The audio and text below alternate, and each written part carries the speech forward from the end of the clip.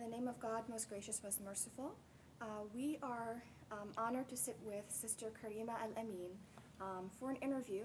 Our location is the West End Islamic Center, and the date of the interview is January 12, 2014. The interviewers are Zainab Ansari and Bilal King. And we want to, first of all, thank you, Sister Karimah, for sitting down with us. And for the record, if you can state your date of birth and your place of birth and your occupation, please. Okay. I was born in New York City on October 31st, 1945. My occupation now is I am an attorney at law, which is my third profession. I was a teacher. I was an executive or consultant for a private foundation, giving money away for 15 years, and now I'm an attorney. Excellent, thank you so much. So that is just some kind of brief biographical data. Now really the purpose of our interview is I really want to talk about your early history, your civil rights activism, your participation in the Black liberation struggle. But before we get into all of that, I'd like to talk more about your family background. So you were born in New York City, so can you tell me about the neighborhood you grew up in, your parents, and your religious upbringing? Okay. I was born on Fifth Avenue in New York City. My mother was Canadian. She was born in Hamilton, Ontario, and my father was from Virginia. And in fact, to just give you a background on my parents, my mother was undocumented for 30 years in New York City because she was brought into the country undocumented with her mother and two siblings, and they were deported, and then my grandmother brought them back in. My mother settled in New York City, where my father had also settled after moving from Virginia. My background, in fact, when I was born, the apartment that my parents lived in was in a building where Mayor LaGuardia ended up. He was living there, Duke Ellington, and a lot of entertainers. It's a historical building now. We then moved to Harlem, and it was a private development called Riverton, and we were there based on it was owned by Metropolitan Life Assurance Company, and the interesting thing is they had other private developments like Peter Stuyvesant in New York City, but they had a quota. They had a quota on African American families and also Jews. So they decided to build one in Harlem because my parents were going to be part of a lawsuit challenging the quota system. So they built one in Harlem, and they were very, very particular about people who lived there. So a lot of the judges and lawyers and doctors and others ended up living in the private development. And that was my background. I went to public school in Harlem. Then I went to junior high and high school in the Bronx. Then I went to the State University at Oswego to complete my 4 years. Very excellent. Excuse me. I want Can we get you to turn your chair more to the left?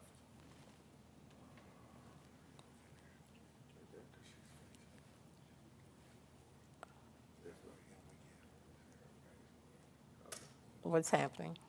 Oh, okay. You ready? Okay. Growing up in Harlem, going to school in the Bronx, can you tell me more about your experiences with issues of race? And you talked about that quota system. How did that impact you growing up, living in this neighborhood, dealing with that issue of the quota system, your mom being undocumented? How did that affect Right. you? Well, you know, in Harlem, when we went to elementary school, my mother actually, even though she was undocumented, she ended up being the president of the PTA. And in fact, that was our first visit by the FBI. And so we're talking about in the 50s, because the PTA they were doing, the mothers were doing wonderful work dealing with zoning because we had to go stick in Harlem and go to school there, and so many people wanted to go outside of the district. So the FBI came to the house, and because they felt that, African Americans could not come up with all of this wonderful work, so the Communist Party must be behind it. So, and it was very interesting because even though my mother was undocumented, she stood her ground. So it was it was a very rich environment because it was during the time of there were a lot of people in Harlem who were Marcus Garvey. They followed Marcus Garvey. In fact, when I was growing up, I used to see El Hajj Malik El Shabazz, Malcolm X, in the streets giving speeches. And I remember one time Castro came to the United States, and all of the hotels in New York refused to have him except for the one hotel in Harlem, and the Hotel Teresa.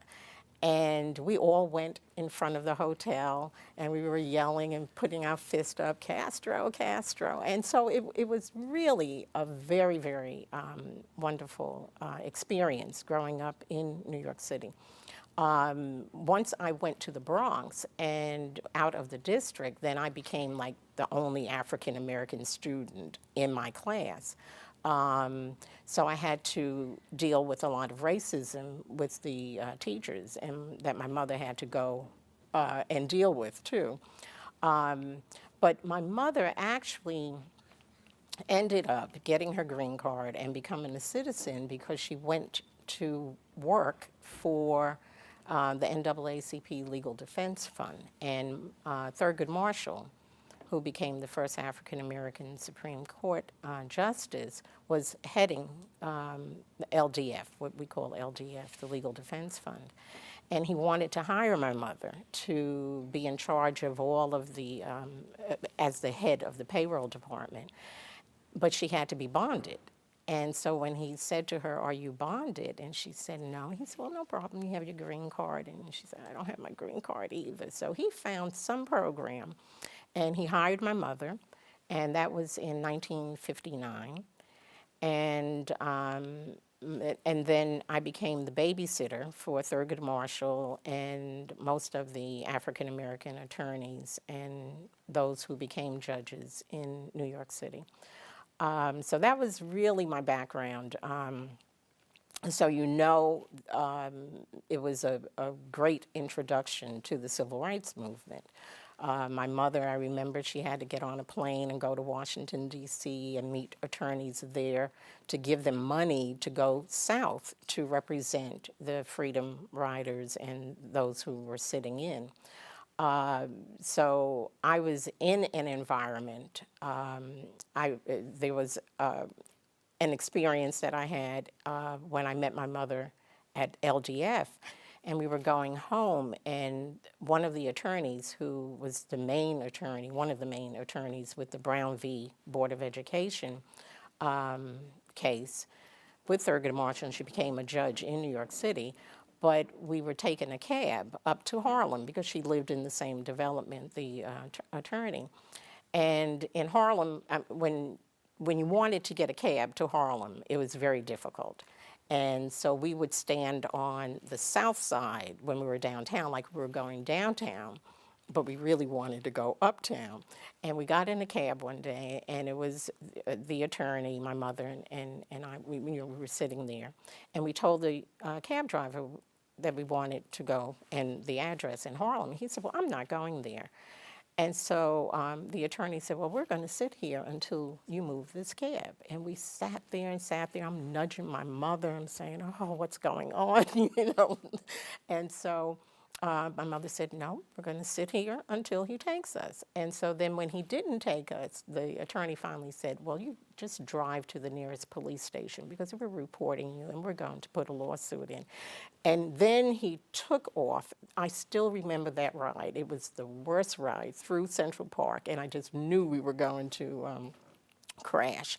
But, those are the experiences that I had, prior to the 60s. It was like 59, I would say, about 60.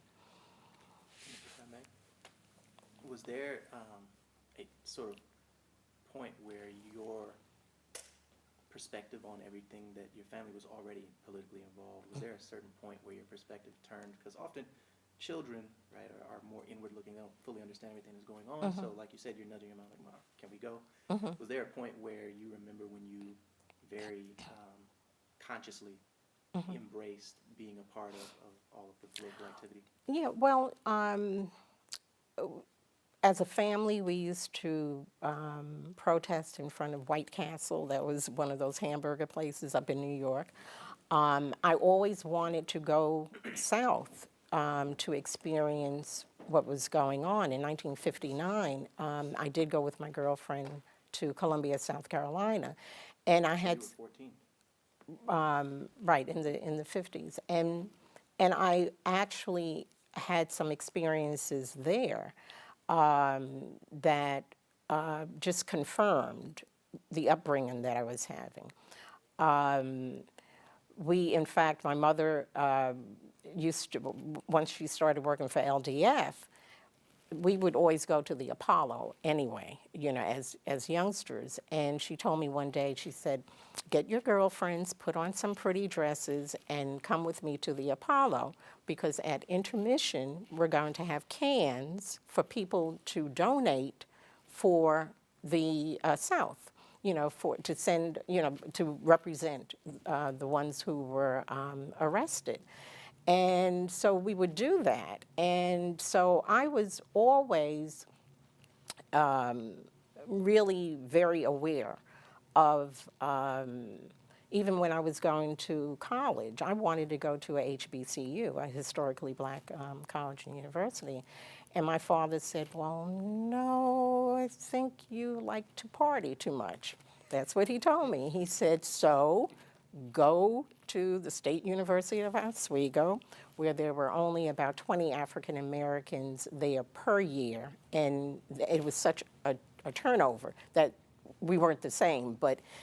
And I would tell him, and tell my mother, every semester, I said, I have to go to Howard. I have to go to, and I would name these universities, and my father and mother would say, no, we'll get you a car. So right after my freshman year, they were bribing me. They said, no, you stay there, because what we want you to do, we want you to go there, pick up the skills, and then come back to your community, come back to Harlem, and teach and give it up, and give up your skills. So that was my upbringing. Even though, we went through the cotillions and everything else, but our heart, and I even tell people now, I actually have a nonprofit heart and mind, because that's how I was raised. You have to help to improve the quality of life for people, and especially people of your race or of your belief. So my background, and as far as religion is concerned, my parents were not, they were not part of any church or any religion.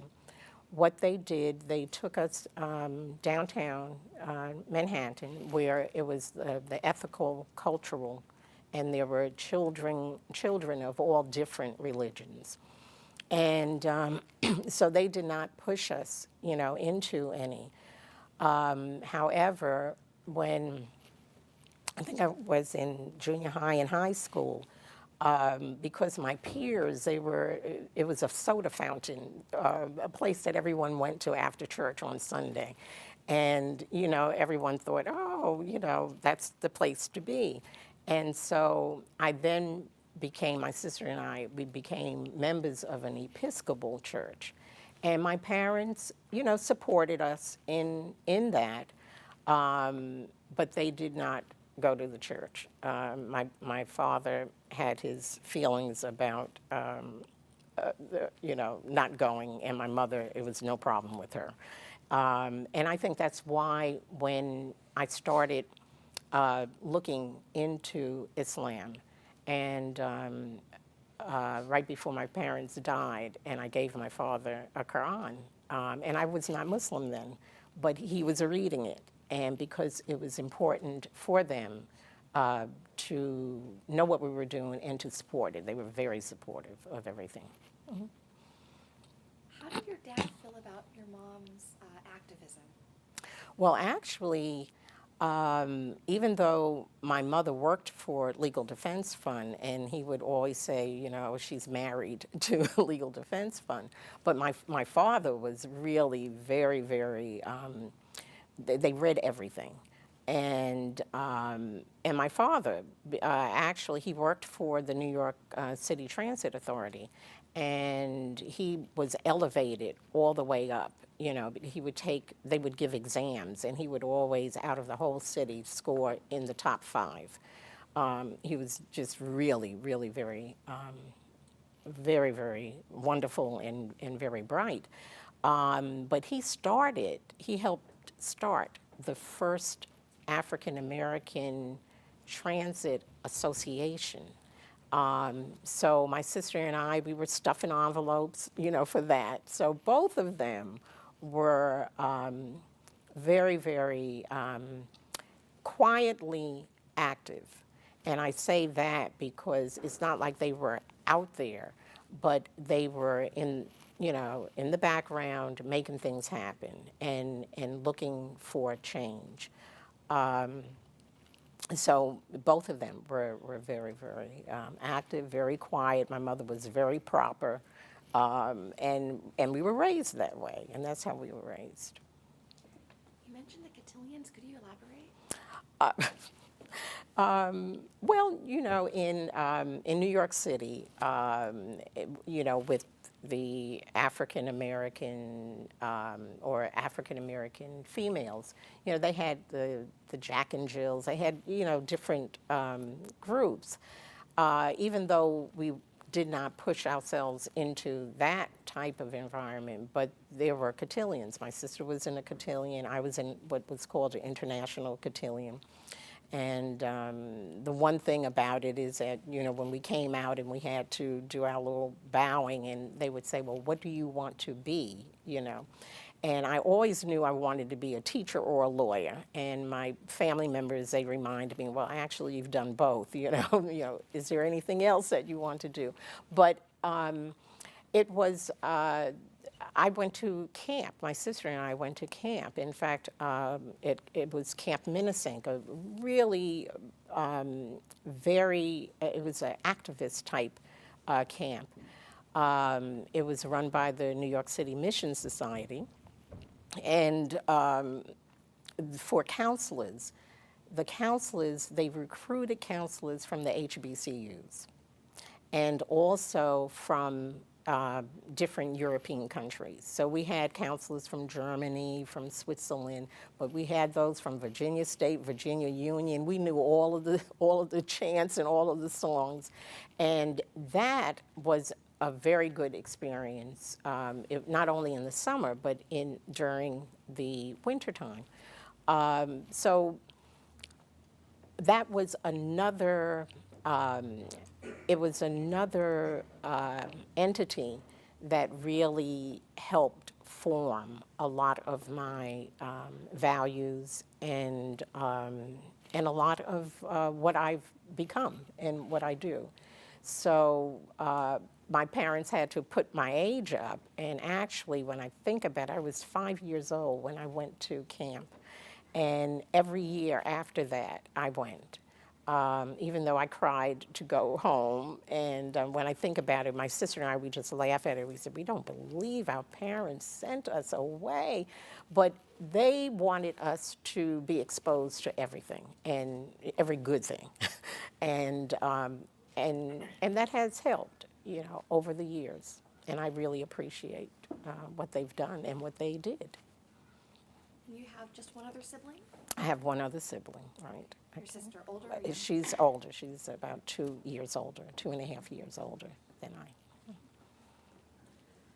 I have a question about your dad again, and you said he was from Virginia. Mhm. And when did he arrive in New York? Was he part of the Great Migration? Or was his family part of that?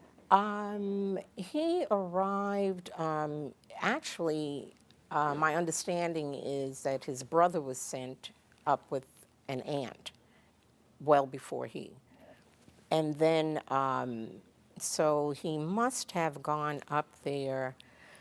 My mother, my mother entered the U.S. in 1929, and she was 10. By the time that she was in high school, she had met my father. So they were there, during the Depression. They were there during the Depression. You could not tell it, but they were. The interesting thing is in my office, I have a certificate, or not a certificate, a letter, and also the card that my grandmother came in with. So I have the card that was 1929, a labor card that brought her into the U.S. finally with my mother and her siblings. My aunt, my mother's sister, ended up marrying someone in the entertainment business. So there was a lot of travel involved. In 1939, I believe, my grandmother went in front of a judge for her citizenship, and she was in New York. They denied her because they didn't have jurisdiction. By then, my grandmother was in Los Angeles. So I am seeing that all the way back then, how they just moved around. Not how they had the capability to, from the East Coast to the West Coast, and I think we find that in many of the African American families and communities that we're seeing that. So my father, he did, come to New York, and that's where he went. So he went straight from Virginia to New York. After you graduated from college, now was that sort of a time when you were involved? I guess my question would be, what would you consider your official entry into kind of civil rights activism? Was it? I mean, from what you're saying, it really is well before college. Right, so during adult life. Right. Yeah, well, just to back up a little bit, when we were talking about my father, he loved to read everything, and he wanted us to be exposed to everything. So even when I was in college or before that, when I would come home, he would have on the dining room table, he would have the New York Times, the New York Post, the Daily News, Amsterdam News, the Ebony, Jet, and Muhammad Speaks. And he would have someone who was in the Nation of Islam. He would come up and deliver the paper. So we were seeing all of this, and we were reading. In addition to that, before I went to college, even the 1963, and I'm giving that as an example, the March on Washington. I wanted to go there. And my father said, well, I'll go to represent the family. So my father went. So I didn't go. I'm in New York looking at it on TV. And actually, I had gotten a job with the New York Bell as a long-distance operator for the summer of my senior year going into college. And in fact, I told them, they said, well, we want to hire you. And I was the only African American young one in this group being hired. And so they thought I was going to stay there, but naturally, I was going on. And it was during the March on Washington, and so, the long-distance operators, we were on the phone listening into the conversations that Martin Luther King and all of the actors and actresses were having. So it was, in New York and living in Harlem, you could not really be there and live there and not experience action Because when we think about it in Harlem, going on 125th Street, and you would hear Louis Farrakhan, he was out there then, and sitting behind. I think there are pictures that we see that. So we would have all of that activity, and so it was a closeness. You felt that closeness with a group of people, and it was your group of people. So it was sort of natural for me to continue the feelings. When I was in college, my mother, I was living in a sorority house, and just two African Americans in the sorority house. And my mother called, and she told me, she said, sit down, don't get upset, but Malcolm X has been shot. So that's what I'm saying. My parents, that was the environment that I was in. It was important for them to tell me that Malcolm X was killed.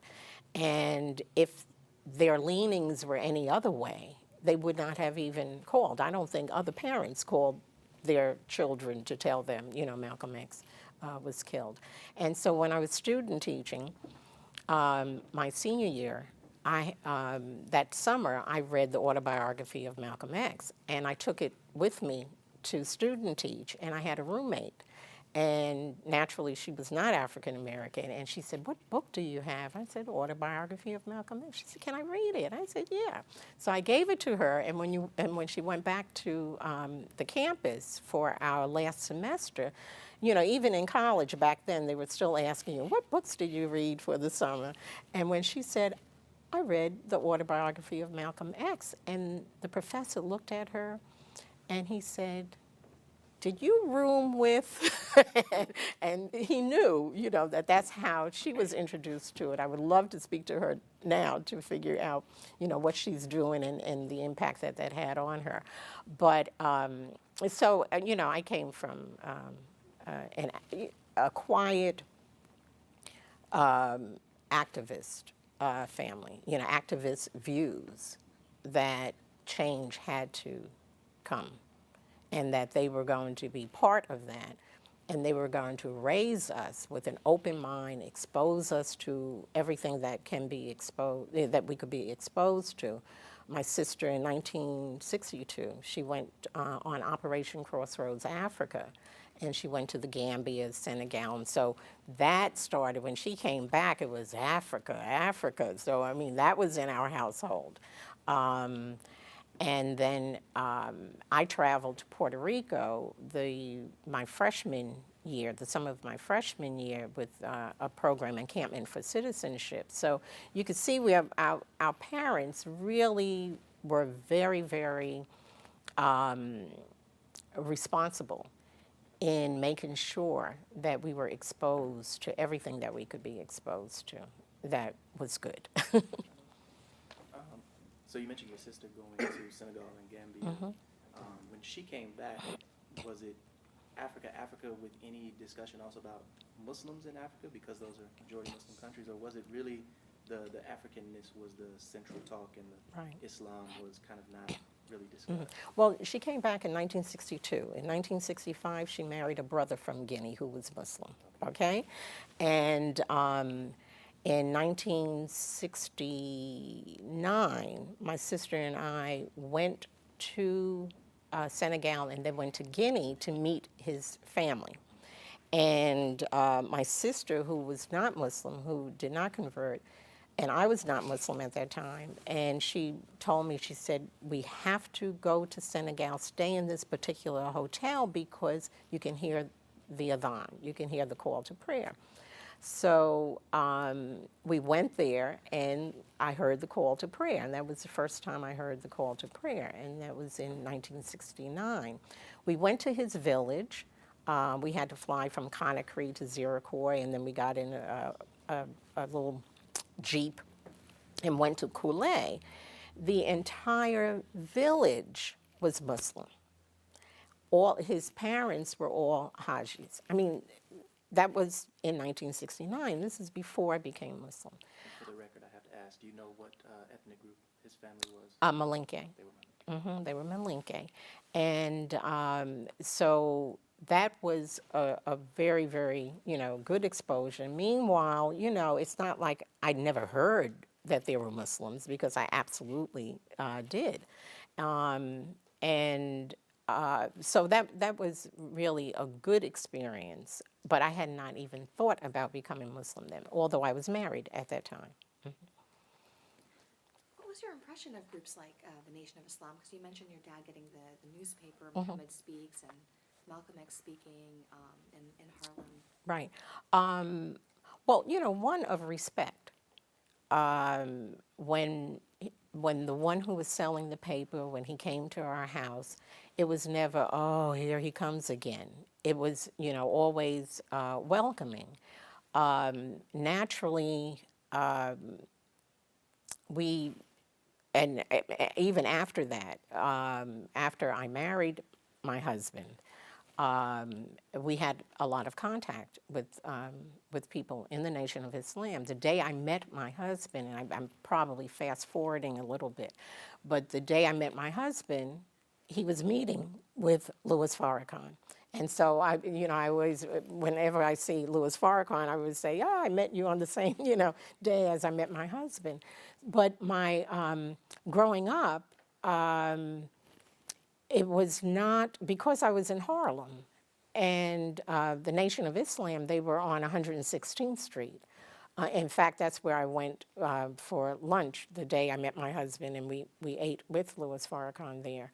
So I would go even before I met my husband. The Nation of Islam in Harlem, they would have a big event at an armory. It was a U.S. armory, and it was not too far from where I lived. And I would go there, and they would have vendors in the speeches and everything. So it was not a disconnect at all. And it was the fact of, I was always impressed with the treatment of women. And that was very, very important to me. And the beauty of the women covered, even then. And we were walking around with mini skirts at that time, and they were covered.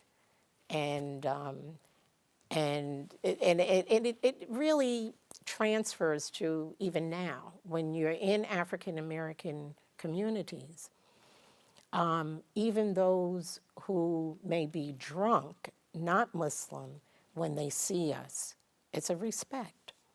And they try to give salams, and I accept it.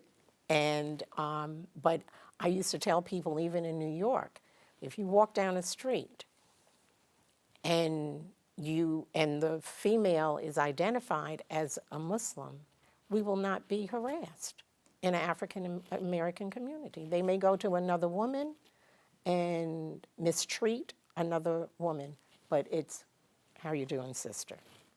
And so that was what we felt even back then, even not being Muslim, but you would see the respect that the women would have from Muslims and non-Muslims at that time.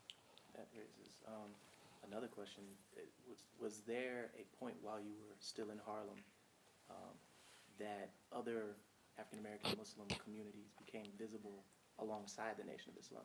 Yeah, absolutely. Even in Brooklyn, and this is what we're out of, the Dar al-Islam movement. And even when you go downtown, you would see some of the establishments of Muslims. So in Brooklyn, it was very active, and you would see those who were practicing Islam, and we would see that. For those of us who don't know, what is the Dar al-Islam movement? Okay, the Dar al-Islam movement came out of, I would say, the ones who were involved with the Dar al-Islam movement, if I just back up, they would go into the jails and have classes, give shahadas, I would say that many of those who were with Dar al-Islam movement, they were out of political, either political organizations or the leanings were political.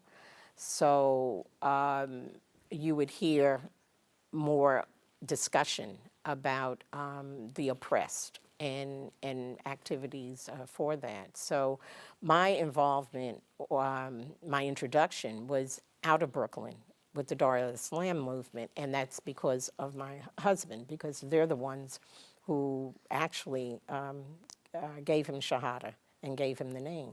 And they were the brothers from the Dar al-Islam movement. The brothers in the Dawah Islam, they were African American, and they were converts to Islam, right? Right. Okay. Had any of them had any experience of traveling overseas and studying? Just more interested in their background. Well, you know, you're taking me all the way back to the 60s and 1970 and 71. Well, I know that a lot of them spoke Arabic, so I'm assuming that they did have training. And I think at that time, you know, many of them would have the combat boots on and fatigues and the thobes and, you know, and the kufis. And there were other groups also in Brooklyn. The Ansaris were there, and there were other groups. But I don't know exactly where they went for their training, but I would say that they were really into it. So when you thought about in that time, so would Sunni Muslims would they have been really represented by Dawah al-Islam? Were they the most prominent of Sunni African American Muslims at the time? You know, Sunni as opposed to the Nation of Islam. Right, yeah. I would say they were one of the groups, and I would say that they were a major group. Can you think of the other groups that would have also been foremost in sort of visibility? Yeah, you know, there was one in Brooklyn, and I don't know, I can't remember the name, but they were like an immigrant group. But of the African American groups, I would say it would be, you know, in New York, it was Dar al-Islam. Then you had the Hanafis. I think they were in Washington because they had a big incident there. And you had the Ansaris. And then, you know, and so you had those groups. But as far as, you know, following the Sunnah, I would say yes. I would say it would be Dar al-Islam. The Ansaris, were they the same as the Ansarullah group? Well, they probably, yeah. Yeah, I would say, yeah. And they weren't Sunni, right? They were. 'Cause It was like a mixture. They had a mixture, and it was like taking a little bit of this and taking a little bit of that. That's my understanding. Okay, I'm not an expert on that history, and I don't want to distort it. I am very, very concerned when people distort history, so I don't want to be part of that. But, you know, my familiarity naturally is with Dar al-Islam. Okay. Can we back up to for 1 second? I want to go back to you babysitting for the Legal Defense Fund attorneys, because that was a huge part of the NAACP's efforts for civil rights. What effect did that have on you, and did you know who those players were at that time when you were amongst them? Right. Well, you know, and it's, I have some stories about Thurgood Marshall. My mother used to have my sister and I go up to Legal Defense Fund, and sometimes I would always meet her, and then we'll go shopping afterwards. But we would go in, and so my mother would say, "Okay, now go in and say hello to Thurgood." We called him Thurgood, you know. But my mother, because my mother was proper, she never cursed, but he did. And so she would say to us, just go ahead and in there, just hold your ears and say hello and then come out. Um, and, so there were a lot, when my mother was at Legal Defense Fund, there were some heavy, heavy lawyers there. Haywood Burns was one, who subsequently he died in Africa in a car accident. But there were so many who worked on the Brown v. Board of Education. It was Constance Baker Motley, and she was the one in the cab with us, or I was with her in the cab. And so it did have my just being surrounded and just hearing conversations. My father loved the fact that my mother worked at LDF, but he and I would sit at home and we would sit there looking at our watch because my mother was not home to cook. And when she would come in, and he'd say, "Oh, what's for dinner?" And now I understand why my mother was so agitated when we would say that, because she would come home relatively late because of everything that was happening at LDF. And the Legal Defense Fund was separate from the NAACP. And a lot of people don't know that, but they were separate.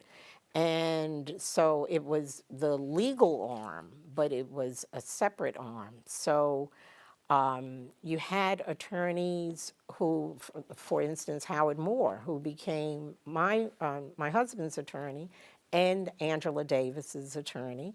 And people didn't realize that back then we didn't have to pay anything for any of the attorneys because they were coming out of organizations such as Legal Defense Fund and the Center for Constitutional Rights. And so my just being in there, when people talk about osmosis, I mean, just being around there, my parents weren't, and they didn't have to, just tell us, well, you have to believe this. They wouldn't say that to us. And they didn't have to, because it was a good understanding that our environment was molding us. And so I did realize later on how different my family was because we were involved. And therefore, for me to then become Muslim was not anything that was not natural. It was natural because of the exposure that I had, the open-mindedness, and that's what my parents were very, very good at, making sure that we had an open mind and that we could accept things that were good for us to accept, and then to do away with those things that were harmful. And so I just love the fact that I was exposed to all of that growing up. When I got to college, there was an incident, and it was a racial one. And I called home and told my mother, and she had an attorney call the president of the university. And when I was called in there, they're saying, well, we're wondering, why didn't an attorney call our school about an incident that you went through? But that's my mother. She said, oh, this is a constitutional issue. This is a civil rights issue. And so that was my freshman year in college. And I had to go through that. But my mother said, oh, no problem. And if we need to send one up there, we will. And the attorney did come all the way to my university. Yeah. Do you feel comfortable discussing the incident?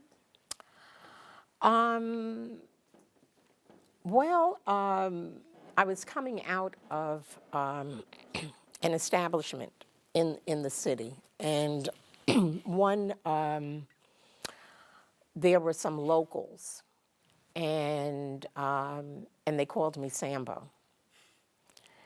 And the Europeans who, that I was with, they wanted to fight them. They were the students. And, at that point, it was before the Vietnam situation. But the students that I ended up being part of a group, later on, we started the Friends of SNCC at the university. We marched downtown against the war in Vietnam, and this is when it was starting, and eggs were thrown at us and everything. And so whenever I called my mother, she would say, okay, well, let's send an attorney up there, to deal with it. So it was that incident and the fact that the university refused to support me in the effort to try to deal with an employee or employees of an establishment, harassing me in that way. So that was one incident. There were several after that. I have a question. Wait. Can we transition to sort of coming to Atlanta? Is your question going to go in the direction of Atlanta? Well, just a quick question on Vietnam. That starts to get towards the Atlanta years, right? Yeah, because Vietnam, you're coming from a different perspective, and Vietnam is, in the public eye, you see a lot of what's going on with the nation, Muhammad Ali, and the refusal to go to be drafted. What's going on with everything that you're seeing outside of the NOI and, that public perception of them? Are there other groups, or these other groups that you're a part of or that you're coming up through? What are they doing, like, as far as with the draft and the Vietnam War? Okay. When I was in college, and because the Vietnam War was 1965, and so I started protesting against the war. And that was in 1965. This is when it was just starting, the war, And that was out of, my father was Navy. He was U.S. Navy. And so he was against everything, any war. He was against a war. So it was not unusual for me to take that position. In addition to that, I had started the Friends of SNCC. So, and SNCC was the Student Nonviolent Coordinating Committee. In addition to dealing with civil rights here, their position about Vietnam was very, very strong and anti-war. So it was out of that I was, beginning to just, be active. I guess it was just in me to respond to whatever injustices I saw, that I, would respond to that. In order for me to look at the Nation of Islam with their position, and naturally with Muhammad Ali's position, then I would have to fast forward to the role that Imam Jamil Al-Amin played with Muhammad Ali. He was at that first press conference that Muhammad Ali had concerning the war. Not only was he there, we maintained contact with Muhammad Ali. Muhammad Ali would come to our apartment in Harlem once Imam Jamil and I moved to Harlem. He would come and he would walk the streets with Imam Jamil, and Muhammad Ali would walk the streets of Harlem, because Imam Jamil would always remind Muhammad Ali, it's the masses of people the masses are supporting you. Those are your supporters. And so it's important to go out in Harlem and to show your appreciation to the masses, as opposed to my taking you to an entertainer's house or what have you. And so Muhammad Ali and his wife at that time, Belinda, who became Khalila, would come and we would meet with them.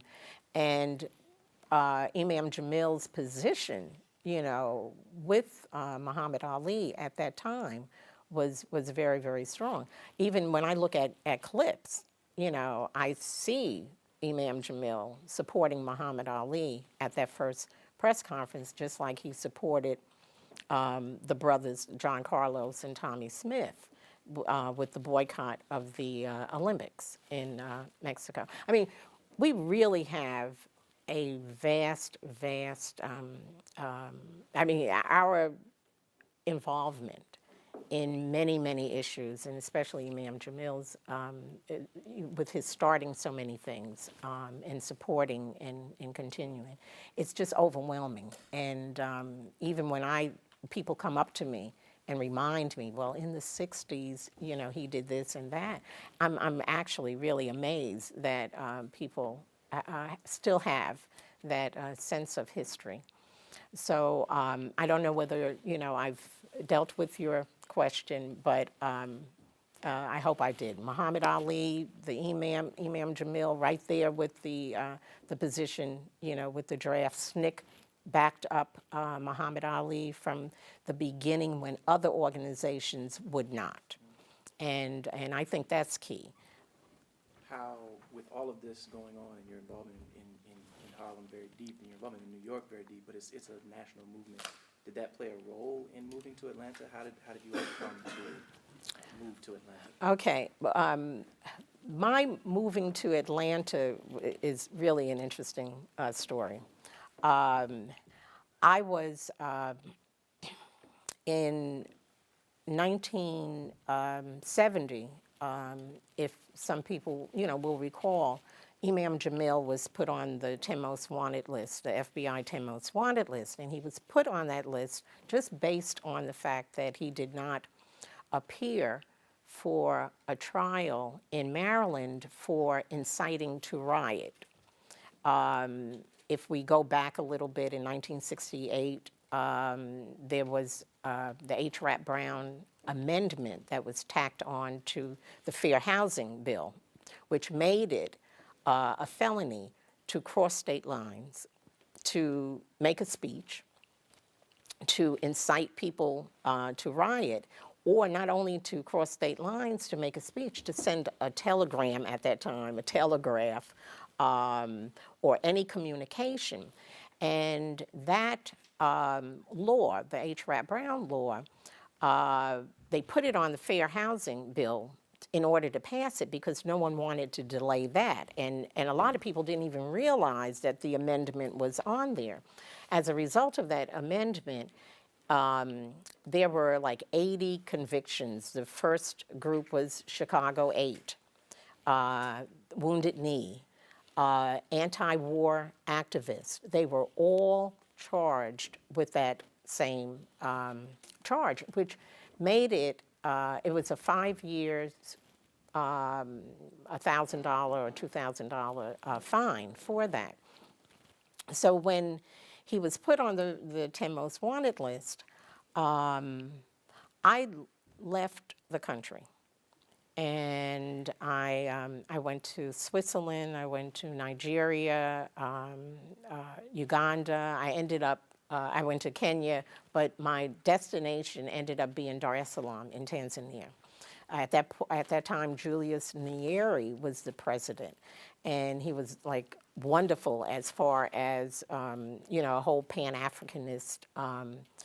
Along with Secretary of Guinea, you had Julius Nyerere. Kwame Nkrumah was in political exile in Guinea.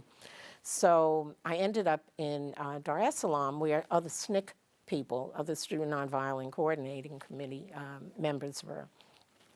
And when I ended up there, and then when I came back into the country, the FBI met me at the airport, and Customs would not let me out. And it's an interesting story about that, but the fourth engine, they said the fourth engine of my plane from London to JFK that it burned out or something. So they had to land at the first land that they could. And so we ended up landing in Newfoundland, stayed there for some time. But by the time I got to New York and I realized customs, they were asking me how long was I going to stay in New York. And I said, I live here. And they said, well, who's been paying your rent? This is customs. I said, oh, I have a problem here. So I got on the phone trying to call my husband's attorney, William Kunstler.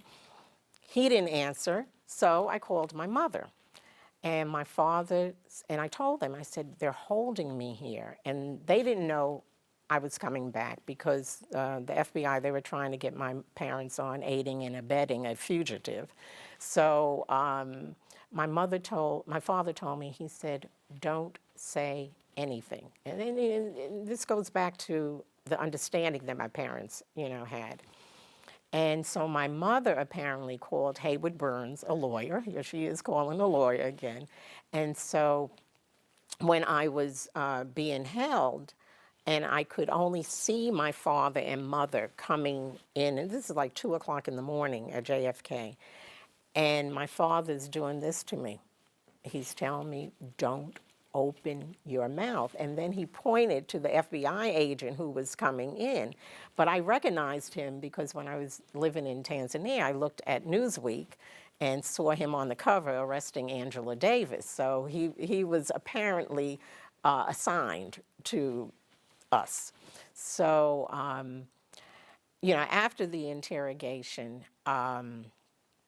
my Hayward Burns, the one that my mother called and got in touch at the airport and told the FBI, either you arrest her or let her go. And so they finally let me go.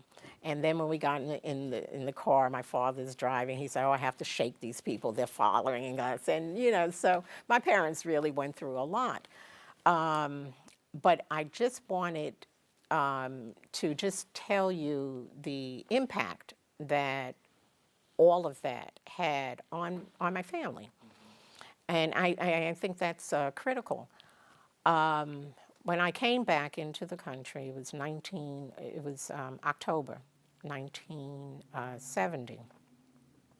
And the one thing that the FBI said to me at the airport, he said, your mother-in-law is ill, so we have not bothered her, but we've been giving your parents hell. And that was October 70. By February 71, so we're talking about, 3 months or so, my father died, and he fell out in the street at a gas station. And that was on a Tuesday, and the reason why I remember that, because Saturday I decided to go shopping, food shopping with my parents. And when we came out of the grocery store, my father's tire was flat. And my mother and father looked at each other and they said, FBI. And so when my father, on Tuesday, when he was going to work, he had to teach a class, the tire was still flat, so he couldn't use that. So he ended up taking the train. Then when he went back home, he went to the gas station. And in the middle of a joke, he fell out. By the time the ambulance came, he was dead on arrival. Now, my mother always maintained that she really thought that the FBI had poisoned my father. I mean, this is what we were going through. And when they were still looking for my husband. So naturally, at the funeral, the FBI, they were all over the place. But at my father's funeral, we had about 1,000 people in Harlem. They were lined up and everything. The Guinean embassy sent, their people and everything. All the lawyers and from LDF and every place else, they were there. But 2 weeks after my father died, my husband's mother had sent a letter to my mother telling her to be strong. Well, my mother got the letter, but the day before my mother got the letter, my husband's mother died. So 2 weeks after that, she died. She sat in a chair and she didn't wake up. A month after that, my mother was at LDF and she fell out. And they rushed her to the hospital. And she ended up staying in Roosevelt Hospital for 2 months, and then she died. That was in June 71. So we're talking about February, March, my mother-in-law. April, my mother goes into the hospital. She stays there until June, and then she dies. Then October, they captured my husband, and they shot him while they were capturing him, and he ended up in Roosevelt Hospital on the same floor where my mother was, in the room right next to her. So, going through all of that, it made us stronger. Our family, our family unit was very, very strong. The FBI used to come up to my parents' apartment, and even when I was there, my father wouldn't let me go to the door, and my father would lecture them about the Vietnam War and how the U.S. should not be in there, should not be, doing anything. And meanwhile, they're telling my father, yeah, but we're going to get your son-in-law, we're going to shoot him, we're going to kill him. But this was all during the COINTELPRO. And, whenever I speak, I have to mention COINTELPRO. COINTELPRO was a program initiated by J. Edgar Hoover. And the first memo was August 1967. It named 5 people in that memo and 4 organizations. A lot of people like to think Martin Luther King was the only one in that memo, but they named not only Martin Luther King, they named my husband, they named Stokely Carmichael, they named Elijah Muhammad, and Max Stanford, who was head of RAM, the Revolutionary Action Movement. They named the 4 organizations, the Nation of Islam, SCLC, SNCC, and RAM. So those were the 4 organizations, because 2, Stokely Carmichael and H. Rap Brown, then they were part of SNCC. That COINTELPRO program that lasted years, and even though we may not hear the name COINTELPRO currently, but it's the same program that they had for COINTELPRO, they have now for Muslims. And they use the same tactic to keep activists in jail, to discredit them, to neutralize. And that's why, back then we had the killings of Fred Hampton in Chicago, and the Black Panther Party was not originally a part of that COINTELPRO. They came in a little bit after that. But that program, between that program and the H. Rap Brown Amendment, I mean, it was just a brutal, brutal assassination of those who were active. And so when I look at my husband now, I look at him, I look at 40 years of just the attempts on the part of the government to silence him, to neutralize him, to write him out of history. And that's why what you're doing is very important. Because if we, and everyone says, if we don't tell the story will not be told. And you have to get to some of us before we leave here. And because I don't know how effective we are in getting this information through to the young people and to our children. We would hope that, the children who are raised in our homes, and I would say that probably Muslim children are a little more aware of maybe of history and of not only certain figures, but just what organizations went through. And so I was really happy when this group broke into the FBI office in Media, Pennsylvania, and took these documents with, the COINTELPRO documents. And I just read the other day that some of them have come forth now. There's a couple, 80 years old, and they now are saying we were part of that group of 8 who went in there. And professors there's a professor at Temple and another professor, and they were part of that group. I always thought it was Freedom of Information Act inquiry. I didn't know that folks broke in. Yes, And got the records. right. They broke in and took the records, and I mean, it's just amazing. And they really, they considered that their last anti-war effort. And they said, after this, after we break in, we're not going to do anything else. But it was just amazing. Right now, and I know I'm just fast forwarding a little bit, but I put in a FOIA, a Freedom of Information Act, on my husband, and they had said they had 44,000 pages. But they will release to me 22,000, almost 23,000 pages. And I'm just waiting for that. Even though I know, it may not add up to anything, but it's important to his cases now that we get that. So can you talk about the Atlanta period? Yeah, the Atlanta period, after my parents died, and I'm glad you brought me back to that. But that was a necessary diversion. right, okay.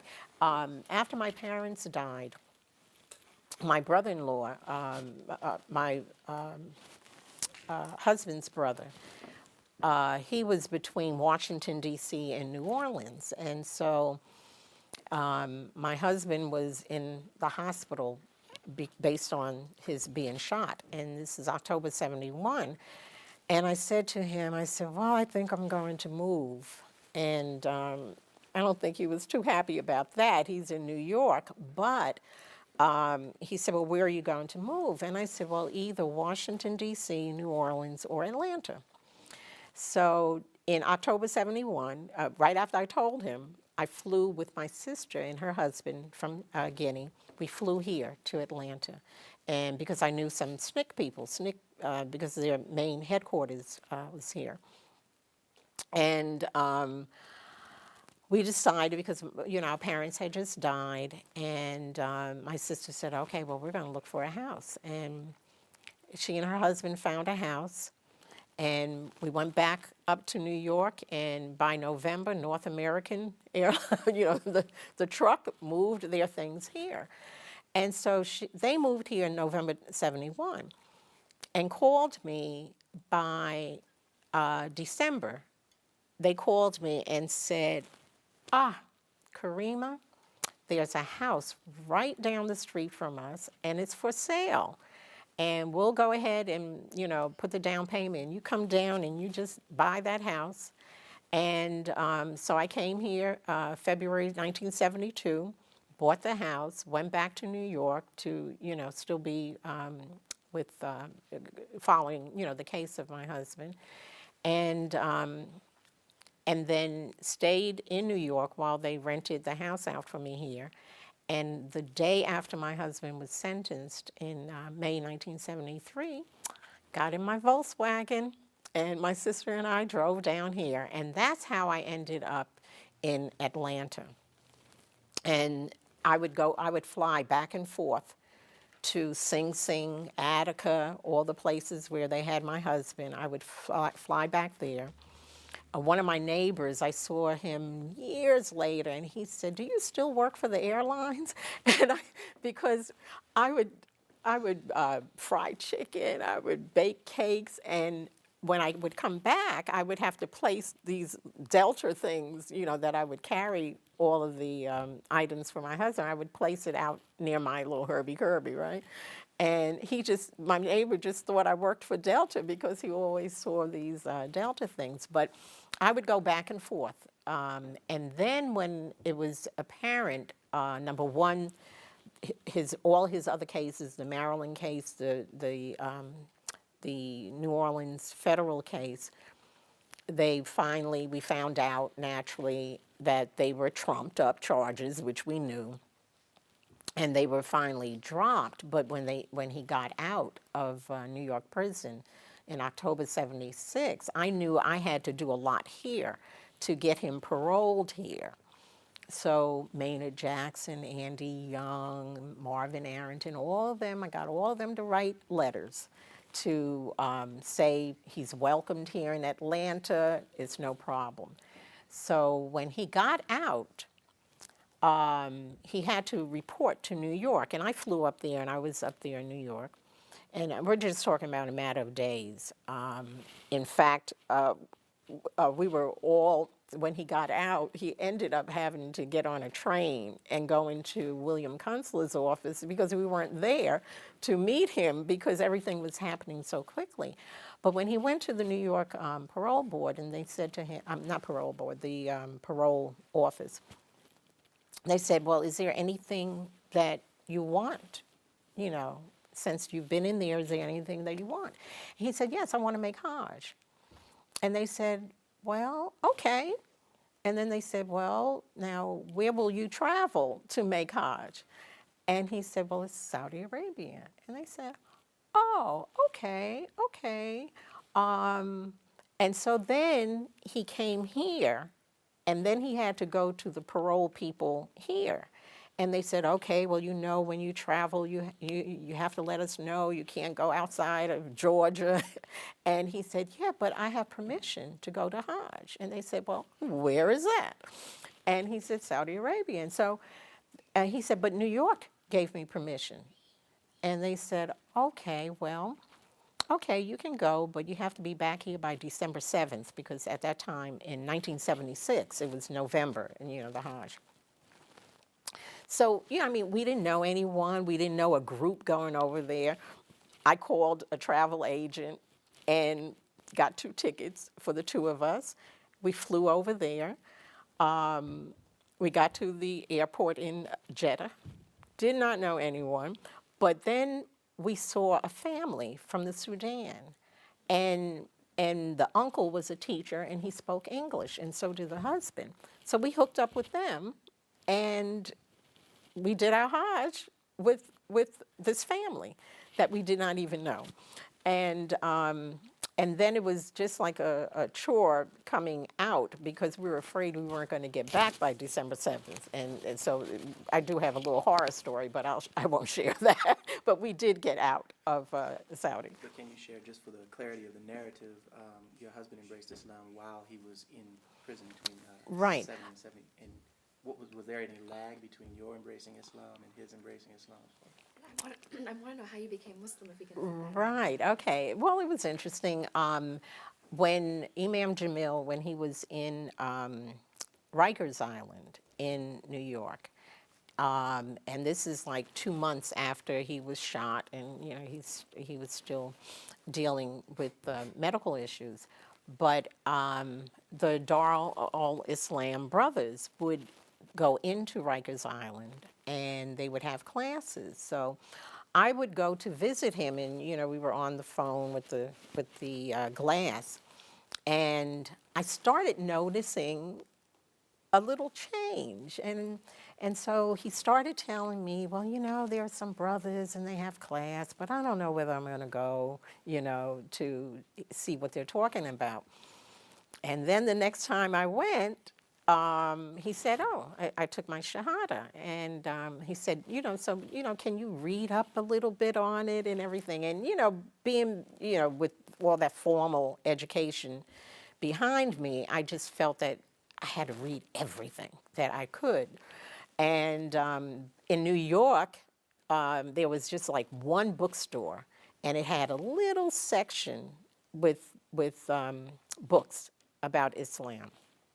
And so I would run to that bookstore and read up and everything. And then I would go to Yassin Masjid in Brooklyn, which was the Dar Masjid. And so I kept on, going back and visiting him, and he would just tell me a little bit more, and I would tell him, yeah, I'm reading, I'm getting there. But he took his Shahada December 71, and 2 months later, I did some fast reading, okay, and it entered my heart, and I said, okay, I'm with it. And he actually gave me my Shahada. He had a witness, there. And so when I went to visit him, he told me, he said, okay, well, today is it. I said, well, for what? He said, you're ready to take your Shahada. I said, yeah, I am. I will. And so that's how that happened. So you're arriving to Atlanta, and my research has shown that Atlanta seemed to be kind of a mecca, if you want to use that term, but kind of a hub welcoming people who had been heavily involved in activism in the North. They kind of found a haven in Atlanta. So I want you to, inshallah, talk about kind of like set up what was the political climate, who were what was the cultural scene like in Atlanta, who were the activists that were coming here, just kind of like set the stage for your and Imam Jamil's arrival. Yeah. Okay. When he first came here to Atlanta, when Imam Jamil first came to Atlanta, I think he experienced what a lot of people who are incarcerated experience. Number one, he had to adjust. And so initially, he was sort of low key. And I would say low key maybe a couple of months, but he was low key. I had worked with some SNCC people here prior to his coming here. And in fact, Shirley Franklin and I, we worked together starting up the Black United Fund, which became an organization that was national. So Shirley and some other people with SNCC, we would work together on a daily basis. And because of that, because of my working with Shirley and other people, and their husbands were attorneys, and they were in the law firm with Maynard Jackson. And so the attorneys working there, they were what you would consider progressive attorneys. Marvin Arrington was there at that time, George Howell, Patterson, and it was a group. And so I had their support for Imam Jamil coming here. And one thing that I realized is that back then there was more of an acknowledgement of the work that he did, that many people would not be where they are if he and SNCC and others did not push for a certain change. And I'm saying that because Imam Jamil, even in 1968, went to Martin Luther King. He, Stokely, and James Foreman went to Martin Luther King to get him to make a statement against the Vietnam War. And he would not make a statement. He told them, I will not make a statement, I will not come out. But then if we look at, I think, Eyes on the Prize or some of the other films, we'll see where he invited Stokely, Kwame Ture, to the church when he came out against Vietnam. So because of the work that Imam Jamil did here in Atlanta with SNCC, and because of his national presence, politically here, it was more welcoming for him to come here. This was a natural. And alhamdulillah, I did not move to Washington, D.C. and New Orleans, okay? But I brought him here. I brought him here back to Atlanta where he worked, with SNCC anyway. I think a lot of, when he converted, he really, I got the brunt of a lot of conversations from people who were in the movement saying, how could he do this?